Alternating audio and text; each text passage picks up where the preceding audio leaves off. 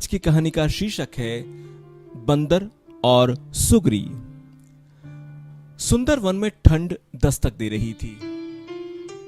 सभी जानवर आने वाले कठिन मौसम की तैयारी करने में लगे हुए थे। सुगरी चिड़िया भी उनमें से एक थी।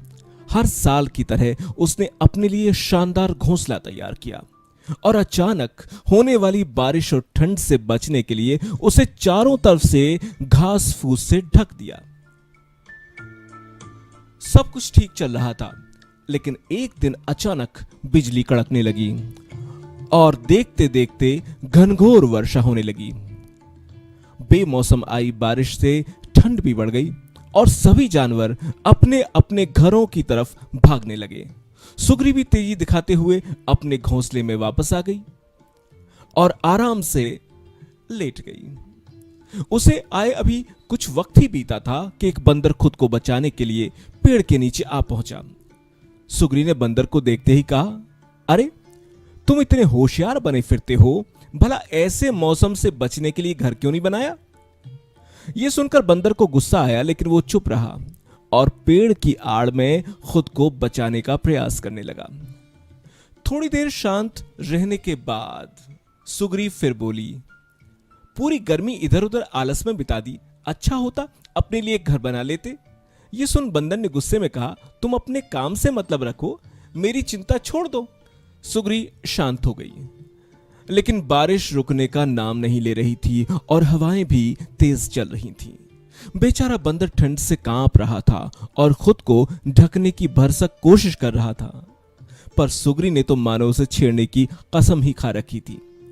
वो फिर बोली, काश कि तुमने थोड़ी सी अकल दिखाई होती, आज इस हालत में न होते। सुगरी ने अभी अपनी बात खत्म की भी नहीं थी कि बंदर बौखलाते हुए बोला, एकदम चुप, अपना ये बार बार फुसफुसाना बंद करो। ये ज्ञान की बातें अपने पास रखो और पंडित बनने की कोशिश मत करो। सुगरी चुप हो गई। अब तक काफी पानी गिर चुका था। बंदर बिल्कुल भीग गया था और बुरी तरह कांप रहा था। इतने में सुगरी से फिर नहीं रहा गया। वो फिर बोली, कम से कम अब घर बनाना सीख लेना। इतना सुनते ही बंदर तुरंत पेड़ पर चढ़ने लगा। भले ही मैं घर बनाना नहीं जानता, लेकिन मुझे तोड़ना अच्छे से आता है। और यह कहते हुए उसने सुगरी का घोंसला तहस नहस कर दिया। अब सुगरी भी बंदर की तरह बेघर हो चुकी थी और ठंड से कांप रही थी। दोस्तों, ऐसा बहुत बार होता है कि लोग मुसीबत में पड़े व्यक्ति की मदद करने की बजाय उसे दुनिया भर की नसीहत देने में लग जाते हैं।